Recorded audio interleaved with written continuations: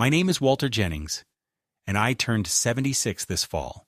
I live alone now, in the same weathered house on the edge of town where my wife and I raised our children, a place that once rang with voices, clattering dishes, the smell of fresh bread in the oven, and laughter that stretched into the night, but which now has grown so quiet that I sometimes feel it is listening back to me, waiting for words I no longer speak out loud. The walls still bear the photographs of Thanksgivings long past, framed smiles of children who are now adults, with their own homes, their own families, and apparently no room left for the old man who once carried them on his shoulders and taught them how to ride bicycles in the cracked driveway. Since Eleanor, my wife of 52 years, passed away from cancer 3 winters ago, the house has become a strange sort of museum, where every object is a relic of a happier time, and every evening feels like a silent vigil. I keep her knitting basket by the sofa where she used to sit, though the yarn has gathered dust.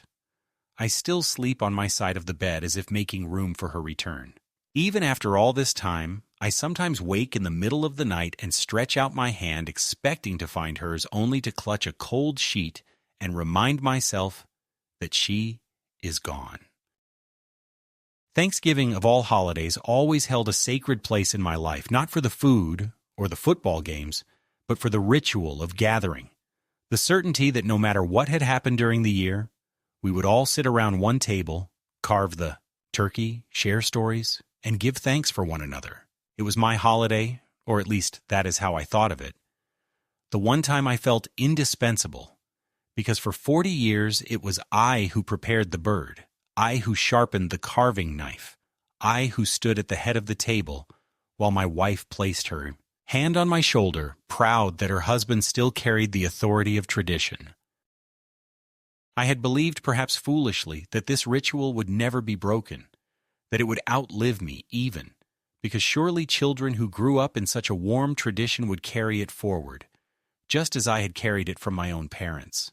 That belief has been eroded slowly, like a stone under water, worn down by subtle slights, missed phone calls, hurried conversations, and the cold efficiency of my daughter's voice on the other end of the line when she calls, not to ask how I am, but to remind me that a tuition bill is due for one grandchild, or a car repair is too expensive, or the mortgage has become unbearable, and could I, just this once, write another check?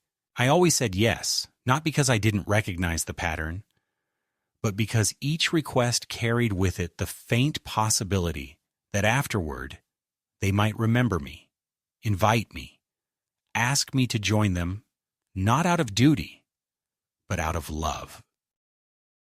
The days leading up to Thanksgiving are the hardest because the town itself seems to come alive with a spirit I no longer share. At the grocery store, I see families loading their carts with cranberries, potatoes, and pumpkins, children arguing over pies, husbands and wives whispering about recipes. The radio plays those familiar jingles about gathering together, and church signs out on the roadside proclaim their holiday dinners, open to all. I see it all and feel as though I am watching a life that has slipped just beyond my reach. I used to stride proudly through those aisles, carrying the biggest turkey I could find, confident that I would feed an entire clan. But now I find myself buying small portions, 2 apples, a loaf of bread, a carton of milk, and moving quickly past the freezer section where the turkeys are stacked like monuments to a life that is no longer mine. Neighbors nod politely. Some ask after my health, but no one lingers, no one invites. And I return home with my modest bag of groceries to a kitchen that has grown too large for one man. In the evenings, I sit in my armchair by the front window, the same spot where Eleanor used to read her novels, and I watch the light fade across the neighborhood. I can see other houses come alive with strings of decorative lights, the silhouettes of people setting tables, the blurred movement of grandchildren running up staircases.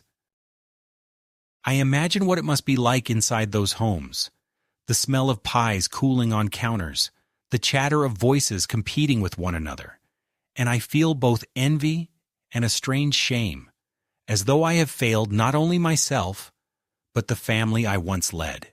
The phone rarely rings anymore, and when it does, I feel a jolt of hope that it might be one of my children calling to say, "Dad, we miss you. Come join us this year." But instead, it is usually a telemarketer or a distant cousin with perfunctory greetings. I keep the old landline because it reminds me of Eleanor, who loved its dependable ring, though my daughter has scolded me countless times for not switching to a modern cell plan. To her, I am stubborn, out of touch, clinging to relics.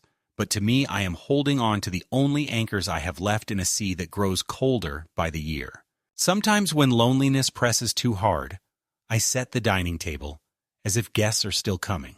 I take out the good china from the cabinet, polish the silverware, and place the wine glasses just so, then step back and pretend for a moment that the family will burst through the door any second, noisy, impatient, asking what smells so good. It is a cruel game I play with myself, one I always lose, but it keeps me tethered to a sense of continuity. The silence afterward is unbearable, though, and I often end up sitting there in front of an empty plate, remembering the sound of Eleanor's laughter when she caught me sneaking a taste from the turkey, the way our grandchildren used to crawl under the table with the dog, giggling until someone scolded them.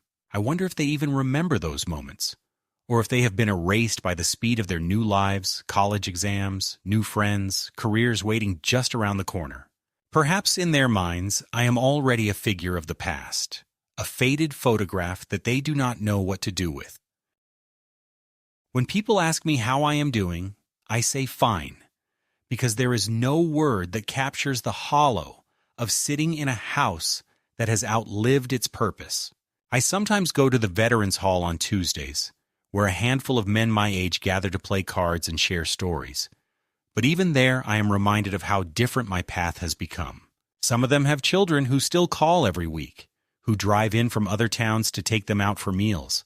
Others are just as estranged as I am, but they mask it with jokes, with bravado. I cannot mask mine. It sits on my face like a permanent shadow. They tell me to sell the house, to move into one of those senior apartments where there is always company, always planned activities.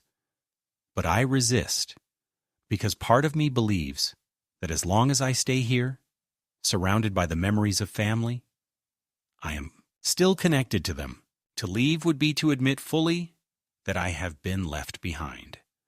I keep myself busy with small rituals, sweeping the porch, raking leaves, repairing loose shingles on the shed. Even though my knees protest and my hands shake with age, these tasks give me the illusion that I am still useful, still capable, still needed. At night I make myself simple dinners, often more elaborate than they need to be, as though cooking for an invisible audience. I still roast small chickens, bake pies, mashed potatoes, though I eat only a portion and freeze the rest. The freezer is crowded with these leftovers, reminders that I have not yet given up the habit of cooking for many. Thanksgiving looms on the calendar like a storm cloud, and despite everything, I find myself unconsciously preparing for it. I bought a small frozen turkey weeks ago, unable to resist, though I told myself I would not go through the trouble this year. It sits in the freezer like a promise or a threat, waiting for me to decide whether I still matter enough to carve it. It was exactly 1 week before Thanksgiving when the phone rang in the middle of the afternoon, startling me out of a light nap in the armchair. The ring had a sharpness to it that pulled me upright, and for a fleeting second my heart leapt with the naive hope that perhaps it was my daughter calling with words of warmth, an invitation, or even the simplest acknowledgement that the holiday could not truly be complete without her father present. I picked up the receiver with more eagerness than I care to admit, pressing it quickly to my ear before it could ring again, and I said her name even before she spoke, my voice almost betraying how long I had waited for it. There was a pause on the other end, not long, but long enough to remind me of the distance between us, and then her voice came smooth and businesslike, the same tone she uses when leaving rushed voicemails. "Dad, I wanted to talk to you about next week," she began, and I heard in her measured cadence that this was not going to be the call I had hoped for. I told myself to stay calm, to listen, but my hands already tightened on the receiver because I knew the sound of a speech being prepared in advance. She went on to explain with the air of someone laying down an unfortunate but unavoidable decision that the family had decided it would be better if I did not come to Thanksgiving this year. She said it gently, but the gentleness only made it worse because I could hear that she was trying to dress up the rejection in politeness. She said the kids were busy, that the table was going to be crowded, that it would be hard for me to make the drive across town, that maybe it would be easier on everyone if I just stayed home and rested. Her words piled one after another, a string of excuses that sounded rehearsed, and behind her voice I caught the unmistakable murmur of other voices, laughter even, a noise that betrayed that she was not alone while she was delivering this message. I closed my eyes and pictured her kitchen filled with my grandchildren, maybe even my son-in-law, all bustling with preparations. And I realized with a sickening weight in my chest that they were already gathered without me, that the decision to exclude me was not a last-minute accident but a carefully chosen arrangement. I tried to interrupt, to remind her that Thanksgiving was our family's tradition, that I had always carved the turkey, that her mother would have wanted us together, but she brushed it aside as though I were a child insisting on something impractical. She said, "Dad, please don't make this harder than it has to be. We'll stop by after the holiday, maybe bring you a plate, but for now, we think it's just best this way." The phrase, "we think," echoed in my mind. Not "I think," but "we," meaning it was a consensus, a family decision, and I was not part of the family. In that decision-making, I was the object being decided upon. My mouth went dry, and for a moment I could not find words, because it was as if she had reached across the line and pushed me out of the circle of my own blood. I heard myself saying something faint, a question I cannot even clearly remember now. Perhaps, "Are you sure?" Or, "Do you mean it?" But she had already moved on, rushing the call to a close, telling me she was busy, that she had to get back to things. Before I could steady my voice to argue, the line clicked and the call ended, leaving me with the dial tone humming in my ear like a cruel reminder that I'd been cut off not only from the conversation, but from the life it represented. I sat there with the receiver still pressed against my ear, staring out the window where the afternoon light was dimming. And for the first time in my life, the holiday ahead appeared not as a day of family and gratitude, but as a long night of absence. I thought of the small turkey in my freezer, the one I had bought weeks before out of habit, and I realized that I had purchased it under the illusion that the ritual still included me, that I was still the man who stood at the head of the table, knife in hand, children watching with expectation.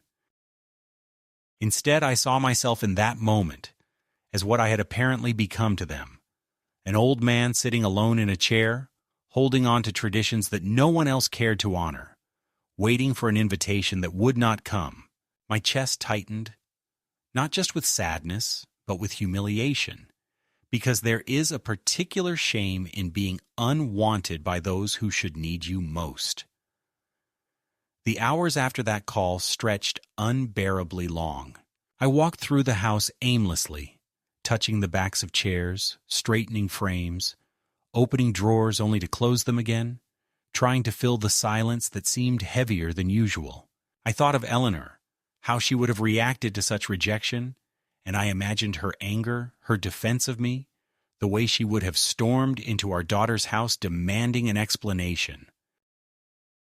I whispered her name into the air, as though conjuring her spirit might give me the strength to do the same. But all that answered was the ticking of the clock. By evening, I had set the small turkey out on the counter to thaw, though I had no appetite, no desire to cook it. It was a gesture more than a plan, a way of telling myself that I could still mark the holiday in some form, even if I did it alone. The following day, I received a text message from my granddaughter, brief and almost careless. "Love you, Grandpa. Hope you're well. We'll see you soon." There was no mention of Thanksgiving, no acknowledgement of the decision that had been made about me. It felt like a bandage placed on a wound while ignoring the knife still lodged inside. I stared at the words on the small screen of the phone I barely know how to use, and I wondered whether she even knew that I had been excluded, or whether the story being told to the younger generation was different. Perhaps that I had chosen not to. That I was too frail or too stubborn. That thought cut deeper than the rejection itself, because to be misrepresented to your own grandchildren is to have your role as a father and grandfather rewritten without your consent. As the week moved on, I found myself shrinking into myself, avoiding neighbors who asked about my plans, making excuses at the grocery store when clerks cheerfully asked if I was ready for the holiday. I smiled weakly and said yes, though inside I felt like a fraud. Each question reminded me of the reality that my family had decided I was unnecessary, that they could feast without me, laugh without me, give thanks without me. Nights were the worst when I sat with the lights dimmed, imagining the conversations happening in my daughter's house, the smells of cooking that I could not share, the sound of chairs scraping as everyone took their places. I pictured the empty space at the end of the table where I should have been, and I wondered if anyone even thought to mention my name, or whether day would pass with me existing only as a brief afterthought. I did not cry, though my throat ached with the urge. Instead, I grew cold inside, a numbness spreading through me that I had not felt even at Eleanor's funeral, because grief for a loved one lost to death is at least softened by the knowledge that they did not choose to leave you. This was different. This was a wound cut by choice, by my own blood, by the people who had once clung to me for safety. It was a betrayal that felt almost biblical in its cruelty, and yet there I was, powerless to change it, standing in the ruins of traditions I had spent a lifetime building. That was the moment, though I did not know it then, when something in me began to harden, when I started to understand that if I wanted to be seen, if I wanted to matter again, I would have to step outside the circle they had drawn without me. The days that followed the phone call were marked by a silence in the house that grew heavier with each hour, pressing against me as though the walls themselves were collapsing inward, suffocating me with reminders of what I no longer had. I tried to keep myself occupied with small chores, sweeping the porch, tightening the loose hinge on the back gate, reorganizing the boxes in the attic, but each task only heightened the emptiness that had settled around me. I could not escape the knowledge that Thanksgiving was approaching, and that for the first time in my adult life, there would be no seat waiting for me at the family table. My daughter's words repeated endlessly in my mind, circling like vultures, her gentle but firm dismissal disguised as concern. At night, when sleep refused to come, I would replay her voice, picking apart each phrase, searching for any crack of insincerity, any sign that perhaps she had not meant it, that perhaps someone else had forced her hand. But every time I tried to twist her words into something kinder, I would remember the laughter in the background during that call, the sound of people already gathered, and I would realize all over again that it was deliberate, that I was not forgotten by accident, but excluded by choice. One afternoon, 2 days after the call, I found myself sitting at the kitchen table staring at the small frozen turkey I had pulled from the freezer.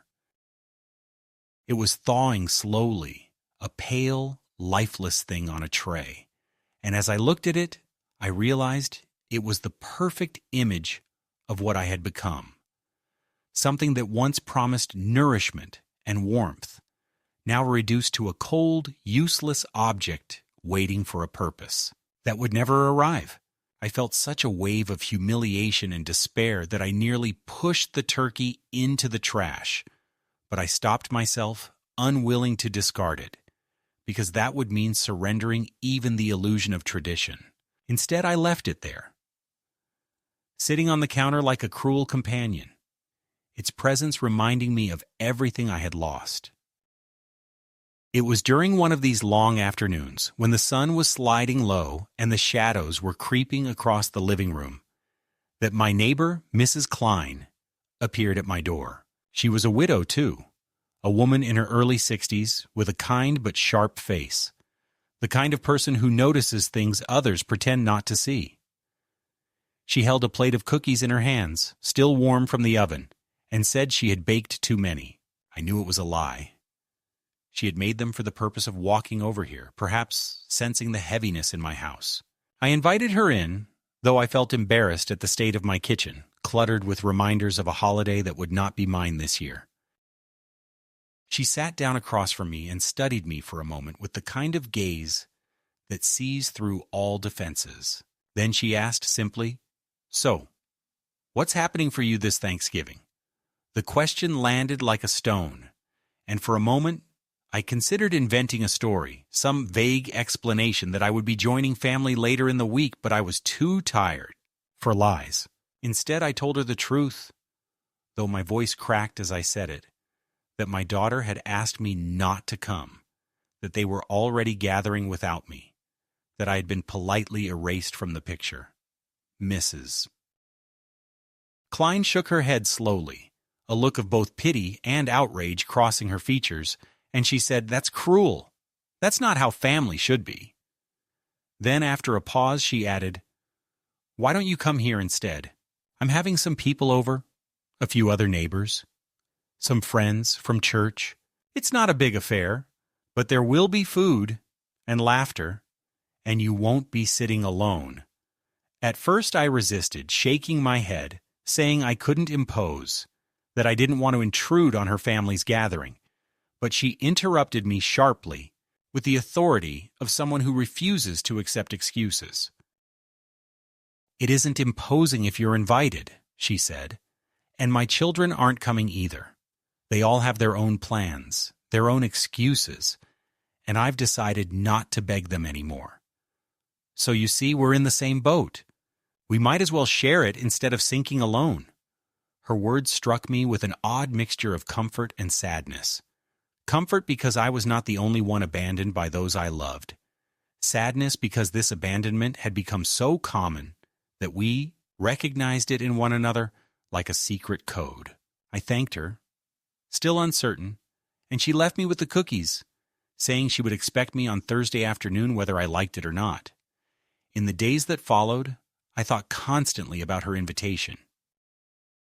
Part of me longed for the company, for the sound of voices, even if they were strangers, because anything was better than the cavernous silence of my own house. Another part of me resisted stubbornly, clinging to the notion that Thanksgiving was supposed to be a family holiday, not something spent among neighbors and acquaintances. But the closer the day drew, the more I realized that refusing her invitation out of pride would only punish me further, while accepting it might give me a brief reprieve from the loneliness gnawing at my chest. On the morning of Thanksgiving, I woke earlier than usual, unable to sleep, my body restless with a nervous energy I had not felt in years.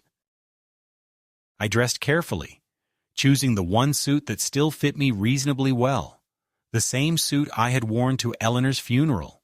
It hung loose on me now, my body having grown thinner over the years, but I pressed it as best I could, determined not to arrive looking shabby. I polished my shoes until they shone, combed what little hair I had left, and even splashed on the aftershave Eleanor had once loved, though the scent made me ache with memories. I looked at myself in the mirror and saw a man trying to step back into life, even if only for one evening. A man still clinging to the dignity his family had tried to strip from him. When I crossed the street to Mrs. Klein's house that afternoon, the air was crisp with the smell of wood smoke and roasting meat, the kind of smell that carried me back to childhood. As I approached her porch, I could hear voices inside, laughter rising and falling, the sound of a piano playing faintly in the background. I hesitated at the door, my hand trembling as I reached for the knob, because I realized I had not walked into a crowded holiday gathering in years, not since Eleanor died. not since my children began to hold their own celebrations without me. But before I could turn back, the door opened, and Mrs. Klein stood there smiling, her apron dusted with flour, her face lit with genuine welcome. She pulled me inside, and suddenly I was surrounded by warmth, by people who greeted me with curiosity and kindness, who shook my hand as if I belonged there. The house was alive with life in a way mine had not been for a long time. The dining table was already set with mismatched plates and silverware, candles flickering, bowls of food scattered across every surface. The kitchen bustled with people carrying dishes, tasting gravies, refilling glasses. Someone handed me a drink without asking. Someone else clapped me on the shoulder and said they were glad to see me. And before I could even process it all, I was seated in the living room listening to stories, drawn into conversations, asked about my life. I was not invisible here. I was noticed, valued, welcomed. When Mrs. Klein announced that it was time to carve the turkey, she turned to me, placed the carving knife in my hands, and said, "Walter, would you do the honors?" For a moment, I stood frozen, overwhelmed, because the gesture was so simple yet so profound. My own family had taken that role away from me without hesitation, but here, in a room of people who barely knew me, I was restored to the place of honor. As I stood at the head of that table, knife in hand, the turkey steaming before me, I felt something stir inside me that I thought had died, a sense of belonging, of importance, of tradition carried forward. My hands trembled, not from weakness but from the weight of the moment, as I cut the first slice, and the room erupted in applause and laughter. For the first time in years, I felt alive, felt necessary, felt like more than a shadow haunting the edges of my own family's life. And though a part of me still ached with the knowledge that my own blood had rejected me, another part whispered that perhaps family is not defined solely by blood, but by those who recognize your worth and welcome you without condition. The moment should have been one of unbroken peace, the turkey carved, the plates passed around the table, the laughter swelling in waves that carried me along like a boat finally set back on water after too long on dry land. I ate with appetite I had not felt in years, savoring each bite not for its flavor alone, but for the fellowship it represented, the invisible thread of being tied again to something larger than myself.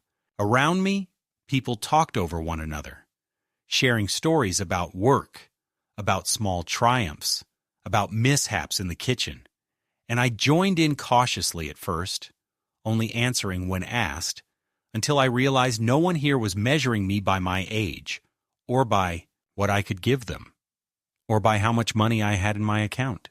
They looked at me as a man, not a burden, and I felt lighter with each passing minute, as though a weight had been slipping from my shoulders. But just when I began to believe that perhaps the evening would pass without intrusion from the darker part of my life, my phone, sitting in my jacket pocket, began to buzz. For a moment I thought of ignoring it, pretending not to hear, but habit and hope betrayed me. Some instinct still whispered that perhaps it was my daughter, assistant calling at last to apologize, to tell me they had changed their minds, that a seat had been kept open for me after all. I excused myself from the table, stepping into the quiet hallway, and pulled the phone from my pocket. The screen lit up with her name, and my chest tightened as though I were a boy again, waiting for permission. I answered quickly, breathless, with foolish anticipation. Her voice came brisk, almost irritated, as though I had kept her waiting. She did not say Happy Thanksgiving, did not ask where I was or how I was spending the day. Instead, she launched directly into the purpose of her call. She wanted to know if I could send money to her son, my grandson, for his tuition. The semester's balance had come due sooner than expected, she explained, and she and her husband had already stretched themselves thin.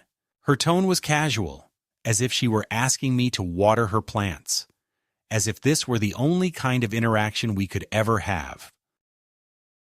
I stood in the hallway clutching the phone, listening to her, and behind me I could hear the voices of strangers at Mrs. Klein's table rising in laughter, their warmth spilling through the walls like sunlight, while the voice of my own daughter, the child I had once carried on my shoulders, cut through me with the coldness of a ledger. I asked her quietly if she knew where I was, what I was doing at that moment, whether she realized she had barred me from her table while I carved a turkey at another. She grew impatient, told me not to dramatize things, that she had her hands full, that it wasn't personal, just logistics, and then returned to the subject of the money. My hand trembled so hard I nearly dropped the phone. It was not the request itself. God knows I had given before and could have given again, but the timing, the cruelty of calling me not to invite me, not even to acknowledge the wound she had inflicted, but to reopen it with a demand that proved I existed in her world only as a resource. I felt something inside me snap, not with rage, but with the kind of clarity that comes when a long illusion finally collapses.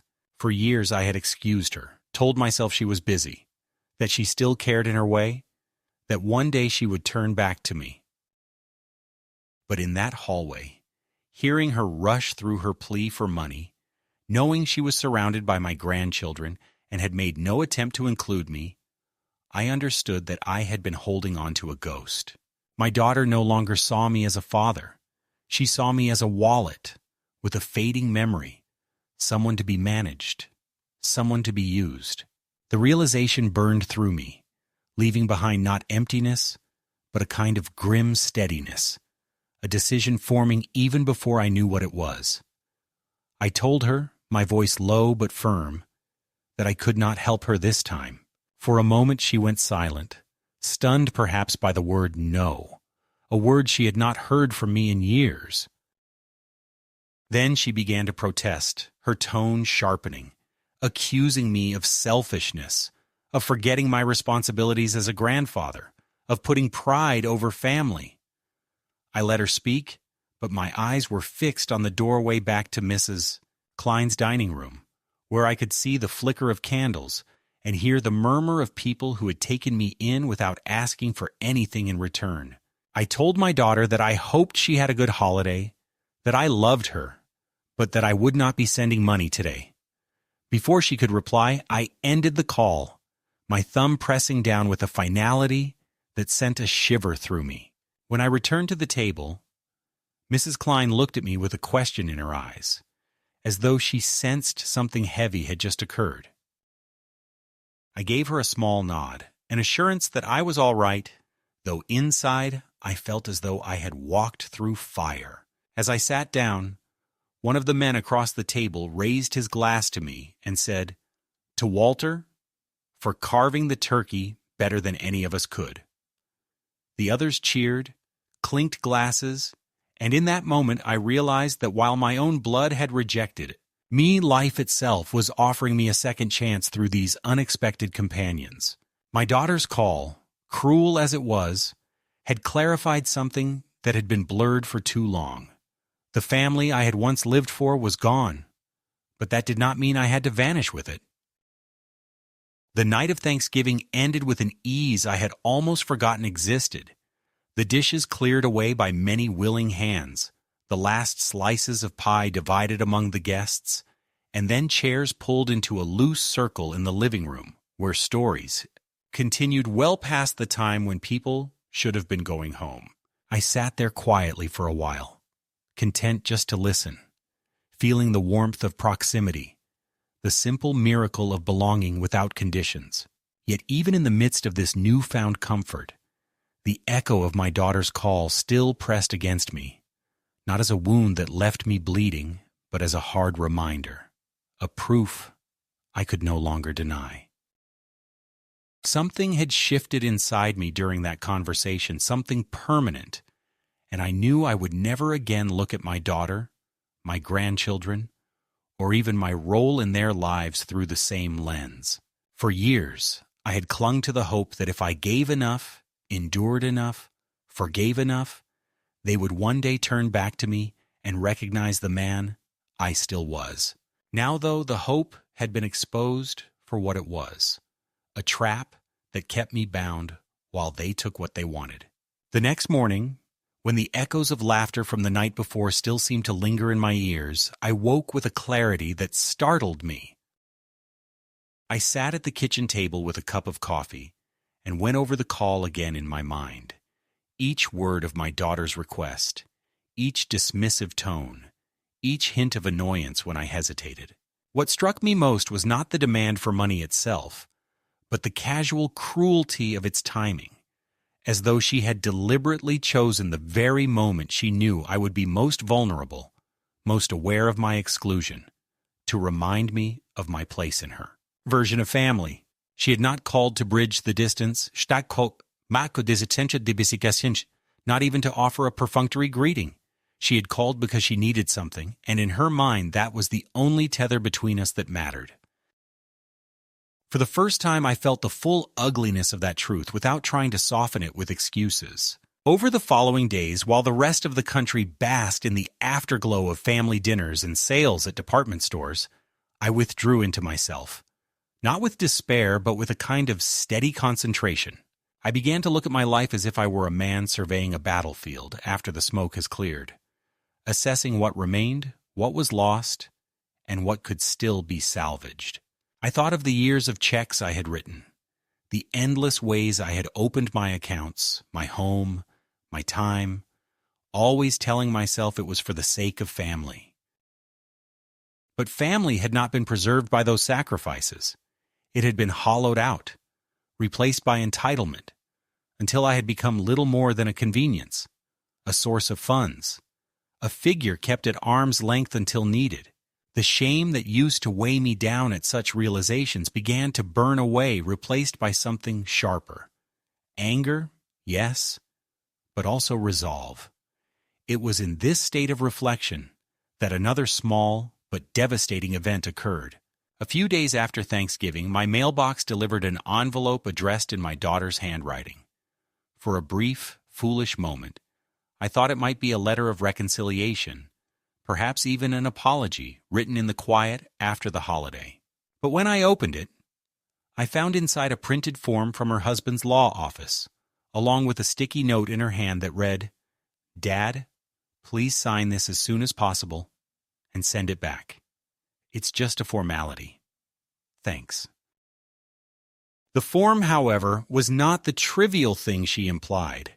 It was a legal authorization that would grant her and her husband shared access to one of my bank accounts, with the reasoning stated as financial management assistance for elder family member. I stared at it for a long time, the words blurring as anger surged through me, and I realized with sick certainty that my exclusion from Thanksgiving had not been only about space at a table. They were preparing the groundwork for something larger: control. The pieces fit together with terrifying clarity. Their sudden insistence that I stay home, their casual lies about logistics, the phone call that reduced me to nothing but a source of tuition money, and now this form. They were crafting a narrative, not just within the family, but perhaps even legally, that I was incapable of managing my affairs, that I was slipping into confusion, that they had to step in. I could almost hear the way they must speak of me to others. Dad is getting forgetful. Dad doesn't handle stress well. Dad is too frail to manage things. With every retelling, they would shift me further out of my own life until one day I would wake to find decisions being made for me by the very people who had stripped me of dignity. It was not neglect alone I was facing. It was a quiet erasure, a transfer of authority masked as concern. That night, I did not sleep. I walked the length of my living room over and over, my mind racing, my heart pounding with both fear and determination. I knew then that my daughter and her husband had crossed a line from which there was no return. Exclusion was one cruelty, but this was theft dressed up as care, betrayal sharpened into strategy. I could not allow it. Something inside me that had long been dormant, the stubbornness, the pride, The will that had once carried me through the hardships of youth and the trials of raising a family flared to life again. If they wished to paint me as incompetent, then I would show them the opposite. If they thought they could push me quietly into a corner until I ceased to exist, then I would step out into the light and reclaim what was mine. The escalation continued, almost as if orchestrated to test how much I would endure before breaking. 2 days later, my daughter called again. This time she sounded falsely cheerful, asking if I had received the papers. I told her I had, and she rushed to assure me that it was nothing serious, just something to make things easier in the future, that her husband had explained it thoroughly, and all I had to do was sign. When I pressed her, asking why it was necessary, she slipped into that same clipped impatience, the one she had used on Thanksgiving Day, telling me not to overthink, that I should trust her, that she was only looking out for me. I could almost hear the script she had rehearsed, the way she had convinced herself that what she was doing was not manipulation, but responsibility. For years, I might have swallowed it, nodded, and signed. But this time I told her calmly that I would not. The silence that followed on the line was thick, dangerous. Then she muttered something about me making things harder for everyone, and hung up without saying goodbye. It was in that silence after the call that the full reality set in. My daughter was not simply neglecting me, not simply failing me. She was actively working against me, reshaping the story of who I was to suit her own convenience. And in that recognition, I felt a dark clarity. There would be no going back to how things were. She was no longer the daughter who had once run into my arms after school, whose drawings still hang in faded frames on my walls. She had become something else, someone who saw me as an obstacle to be managed, an asset to be extracted, a problem to be solved. I returned to Mrs. Klein's house the following weekend, under the pretense of bringing back the dish she had loaned me, but in truth, because I needed to speak to someone who could see me as I truly was. She listened patiently as I recounted the letter, the phone call, the form. Her face grew hard with anger on my behalf, and she told me plainly, "You need to protect yourself. They're not going to stop. People like that never stop until they've taken everything." Her bluntness struck me, but it also steeled me. I realized that the only way forward was to act, not with desperation, but with careful steps, deliberate choices. I could not undo the betrayal, but I could decide what it would and would not cost me. As December approached, the air turned cold, the nights longer, and with them my determination solidified. The exclusion from Thanksgiving had been the first public signal of my displacement, a way of removing me from sight so that no one could question their version of events. The form in the envelope was the next step, the legal maneuver. I knew there would be more to come. The escalation was no longer subtle. It was a campaign. But if they believed I would collapse under the weight of it, they had underestimated the man who had survived poverty, war, and loss. They had underestimated a father who had once built a family from nothing, who had buried a wife, and still risen each morning to keep going. I looked around my house one evening, at the photographs of Eleanor, at the memories we had built, and I whispered aloud, "They will not take this from me." And in that moment, I felt something powerful, not quite hope, not quite revenge, but a sense of purpose fierce and undeniable.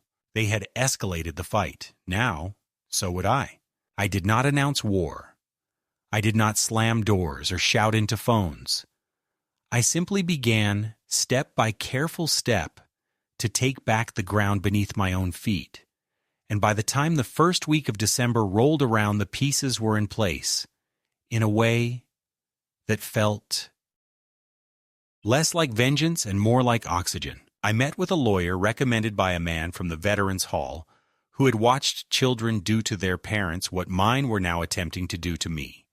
The lawyer listened without visible judgment, asked for copies of the form my son-in-law had, sent, examined my accounts, and then laid out a set of documents with the cool efficiency of a surgeon, a revocable trust in my name with a corporate fiduciary instead of a relative who might one day confuse love with appetite, a new power of attorney naming the bank rather than blood, updated beneficiaries, transfer on death designations, and a letter instructing the credit union that no third party was to be added to my accounts without my in-person consent.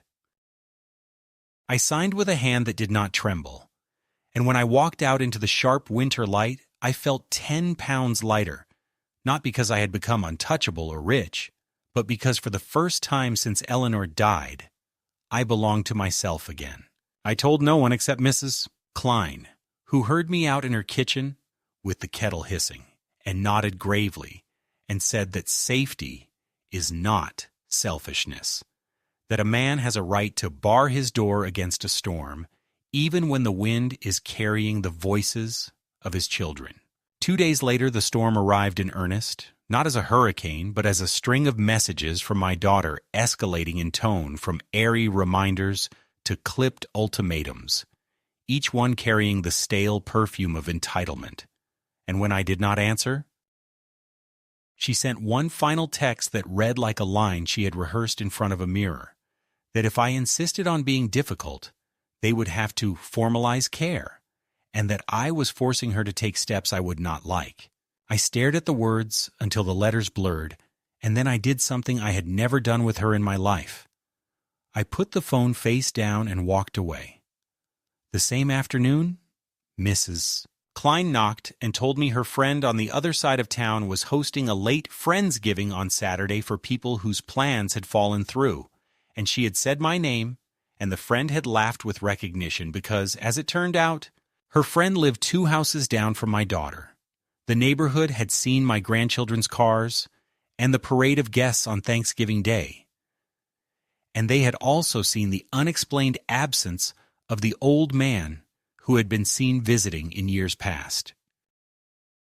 I felt the heat rise in my face, not from shame now, but from a raw energy that felt almost like courage, and when Mrs. Klein asked gently whether I would like to go, I heard myself say yes, not with the hesitation of a beggar fearful of intruding, but with the steadiness of a man choosing where to stand. Saturday came gray and cold, the kind of winter afternoon that paints breath in the air like words you forgot to speak, and I drove with Mrs. Klein through streets bright with early Christmas lights until we turned into a block that I knew better than I wanted to admit. The maple in the center, the curve of the sidewalk, the familiar clapboard house that was my daughter's, cheerful as a postcard and to me as unreachable. We parked 2 doors down, where the yard was strung with simple white bulbs, and a long folding table had been set up in the garage in case the wind grew mean. The host, a woman named Pauline with quick eyes and a laugh like a bell, greeted me as though we were old friends, and pressed a warm plate into my hands and, without any ceremony, offered me the carving knife when the bird was ready because Mrs. Klein had told her I knew my way around a turkey, and for a second I felt the ground tilt under me, the way a dream jerks when it brushes against reality. I could see through the hedge and the small gap in the fence, the side porch of my daughter's house, and the bright square of her kitchen window, and I knew with the certainty of weather that someone there would notice me.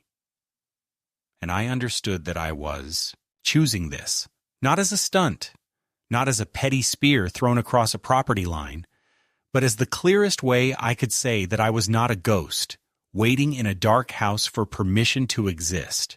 The moment arrived not with drums, but with the soft scrape of a door, and the sound of a familiar voice saying my name with disbelief stretched tight over anger. And when I turned, I saw my daughter at the edge of Pauline's driveway, in a sweater, recognized from a Christmas long ago, her arms crossed, her face arranged into a smile, for the neighbors that did not reach her eyes. She said she needed to speak to me privately, And Pauline, who had the instincts of a general, stepped forward and with warmth that was also steel, told my daughter that her guest was welcome and safe in her home, that conversations could be had. After dinner, and the neighbors, bless them, pretended to fuss with serving bowls, while they took up positions that made it clear no one was going to stand by while a daughter dragged an old man into the street. My daughter's smile flickered and then failed, and she leaned toward me and said in a whisper that carried across the concrete that I was embarrassing her, that people were talking, that I should come back to the house, and we could sign the forms and put this unpleasantness behind us. And I felt the old reflex rise, the one that had always sent me reaching for my checkbook, for my coat, for any quick solution that would smooth the waters. And then I looked down at the knife Pauline had placed in my hand. There are moments when a life gathers itself and leaps, not with violence, but with an exactness that makes everything before it seem fogged. And as I lifted the knife and set its edge into the browned skin of the bird, I spoke in a voice that felt like my father's and my father's fathers, slow and clear, so that the words would not be mistaken. I said that I would not step into her house, and I would not sign away authority I had not lost, and I would not be the wallet that waited in the dark for orders to arrive like marching papers. I said that I loved her, and I loved her children, but I had put my affairs in the hands of professionals who could not be flattered or bullied, that my accounts were protected, that the trust had been funded, that the bank would speak for me when I chose not to, and that if she believed, she could frighten me with phrases about formalizing care. She did not know me, and did not understand the word care. I told her that Thanksgiving had already happened for me, a few blocks and a lifetime away, that strangers had welcomed me where blood had barred the door, and I lifted the first slice free and laid it on the platter, and the people gathered in. Pauline's garage broke into applause so gentle and genuine that I had to swallow twice before I could breathe. My daughter's face changed then, and I watched the realization move through her features, the way a shadow travels across a field when a cloud passes. Understanding first of the practical defeat, that the paperwork she had imagined would be hers to use had been neutralized, and then of something deeper, that the power she had held over me all these years had not been about legal forms at all, but about my willingness to be diminished in order to keep the peace, and that willingness had been withdrawn. She tried a different tack, telling me I was being manipulated by neighbors who did not have my best interests at heart, and Pauline, who had kept her distance to give us room, stepped forward again and offered my daughter a plate and a place at the table, saying that best interests sometimes look like a warm chair and a glass of cider and a knife placed in a man's hand, because you can see that it is the knife he has held most of his life. My daughter did not take the plate. She tugged at the cuff of her sweater like a child and said we would talk later, and turned back toward her porch, and for a second I thought I saw her falter, the way a person wavers on ice when they realize it may not hold, and I felt a tenderness. That surprised me, a reminder that she was still the girl who had once slept on my chest during thunderstorms. But I did not call after her, because love does not mean setting yourself on fire to warm someone who will not come inside. After she disappeared into the bright square of her kitchen, the garage seemed to exhale, as though it had been holding its breath, and conversation rose again, careful at first, and then easy. And Pauline handed me a towel, and I went on carving, each stroke clean and sure, each slice placed where it needed to go, and with every motion I felt a quiet build inside me. Not triumph exactly, but the deep relief of a man who has stopped arguing with the tide and learned again how to swim. Someone asked for a toast, and I found words without searching, saying that I had spent the last years believing family was something that could only be lost, that its disappearance was a verdict rather than a choice, and that tonight proved otherwise. that sometimes the door you are pushed through leads not into exile, but into a room where people have been saving you a place without even knowing your name. I lifted my glass toward the hedge that separated Pauline's yard from my daughter's and said softly, for myself as much as for anyone else, that I wished no one harm, that I hoped one day those who had turned me away would find their way back not to my money, but to my table, wherever it might stand, and that until then I would eat and drink and live among those who saw me as a man and not as a ledger. The neighbors touched their glasses to mine, and Mrs. Klein, eyes bright with unshed tears, squeezed my arm with the fierceness of a sister. When the plates were full and the laughter rose again, I felt the phone vibrate in my pocket, and for the first time in months I did not reach for it, because there would be time later for whatever words were waiting, and because the most important conversation had already happened, the one between my fear and my resolve, and it had concluded with a simple sentence that I finally believed. I belonged to myself.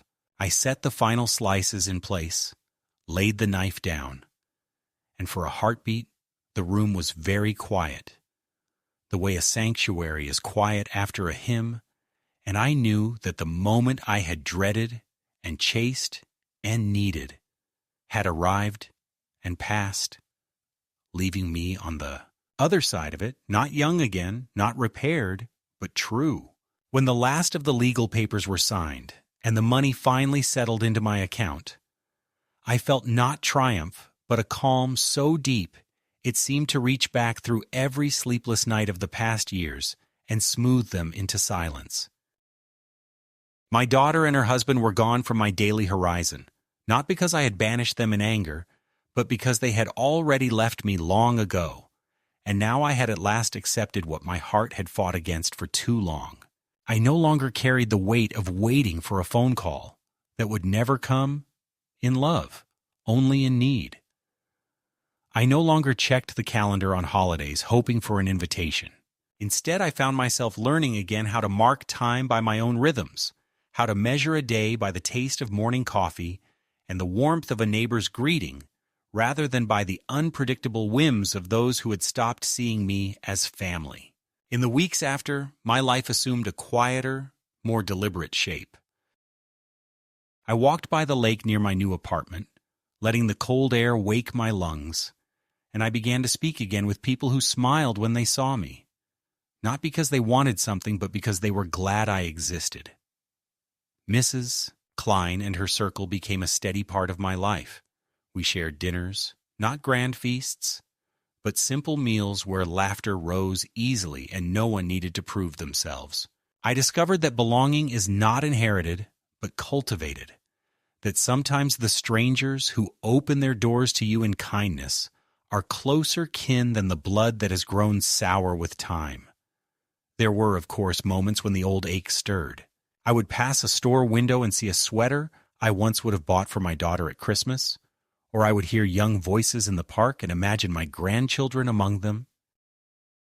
At those times the sadness came, sharp and undeniable, but it no longer ruled me. I let it move through me like weather, knowing it would pass, knowing also that grief, like love, never truly ends but changes its shape until it can be carried without breaking you. One afternoon, sorting through a box of Eleanor's things, I found an old letter she had written years ago, a note tucked into my lunch when I was still working, reminding me to eat and not to overwork, ending with the words, "Don't forget you are loved." I sat at the table holding that piece of paper, the ink faded but the truth of it as clear as ever, and I realized that my life was not defined by the rejection of my child, but by the love I had known and given freely, by the marriage that had shaped me, by the quiet integrity of doing what was right even when no one thanked me. That memory steadied me more than any legal victory could. As the first snow fell over the town, I decorated my small apartment with a few modest touches: pine branches in a vase, a candle in the window, a wreath on the door. Mrs. Klein knocked one evening with a pie and said a few of the neighbors were planning a holiday supper together. And would I come? I laughed softly and said I would bring the wine. And for the first time in many years, I felt anticipation instead of dread at the thought of gathering around a table. I know now that my daughter may never return to me in the way I once dreamed she might. Perhaps someday the grandchildren will find me on their own. Perhaps not. What matters is that I have stepped out of the prison of waiting and into a life that still has room for warmth, for companionship, for dignity. When I wake in the morning, I no longer reach for the phone in fear of what demand might come. I reach for the kettle, for the cup, for the simple act of beginning another day on my own terms. The betrayal will always mark me, but it no longer defines me. What defines me is that I endured it, answered it not with surrender but with resolve, and found a new way forward. Family can be crueler than strangers, but it can also be found again in unexpected places. I have learned that justice does not always roar. Sometimes it is simply the sound of a door closing behind those who meant you harm, and the quiet opening of another door where people are waiting with a smile and a chair at the table. And so my life, once bent under the weight of loss and humiliation, has steadied into something that, while humbler than the family gatherings I once imagined, is no less real. It is enough. I am enough. And as I sit by the lake watching the geese lift into the gray sky, I whisper to myself the words that Eleanor once wrote, words that carry me into every new day. I am loved.